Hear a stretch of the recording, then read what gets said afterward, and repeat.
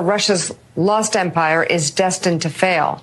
The moment is therefore ripe for a transition to democracy and a devolution of power to the regional levels. But for such a political transformation to take place, Putin must be defeated militarily in Ukraine. A decisive loss on the battlefield would pierce Putin's aura of invincibility and expose him as the architect of a failing state, making his regime vulnerable to challenge from within. You heard the report, Putin's threats of nuclear weapons. Do you not fear that? Do you not fear that if Putin is pushed to the wall, and if he feels that there's an existential threat not only to his regime but to his life, that he would use nuclear weapons? By the way, he hasn't said nuclear. It's a fantasy of those who are trying to pretend that, the hypothetical threat of nuclear attack could make us slow down supply of weapons to Ukraine. Putin talked about different kind of wars, but he never mentioned nuclear in the speech. I listened, it's in Russian original. So that's why, again, be sure that, Putin keeps playing the same card. He's bluffing.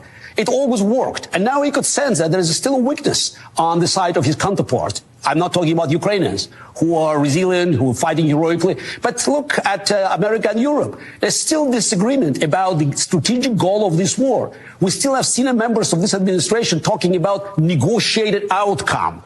They're trying to push this false narrative that every war ends up at negotiating table. That's nothing could be further from the truth. World War II, the war on the values, has not ended on negotiating table. American Civil War has not ended on negotiating table, because when you fight for principles, there's nothing to negotiate.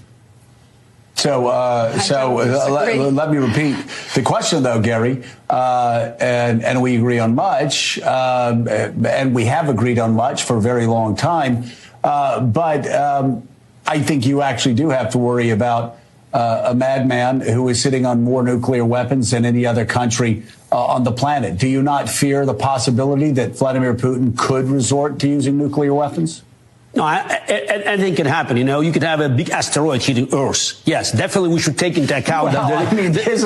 There's a little difference. There is a chance, asteroid hitting Earth. If we had more time, I could tell you that the chances are very, very small. But the problem is, if we let this blackmail work, then, we have to probably close NATO, because then the same threat will be used to conquer Lithuania, Latvia, Poland, any other country. This is a unique moment where we can actually end the story of Russian empire and offer, Russians and countries surrounding Russia a chance to live in peace. A simple thing. If Putin stays in power, the war will never end. Because every empire survives only by expanding. Economically, Russia is in terrible shape. There's no hope of economic expansion, which means war.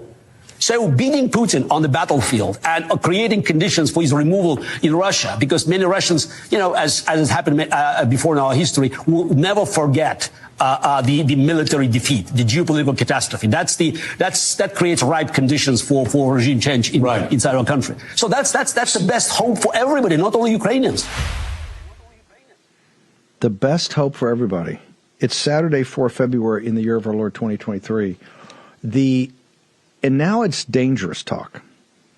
They just sat there on Morning Mika the other day and equated this border war and the Slavic war and disagreement between Ukraine and Russia that's been going on for thousands of years and will go on thousands of years in the future.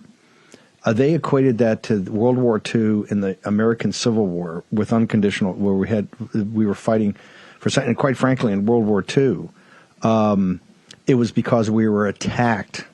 Let's understand this. We were attacked by the Japanese at Pearl Harbor. There was a lot of things that went on before that. We were attacked by the Japanese in a surprise attack.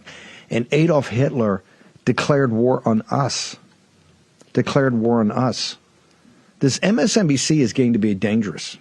This loose talk of defeating Putin on the battlefield. He must be defeated on the battlefield. We must have unconditional surrender of the Russian people.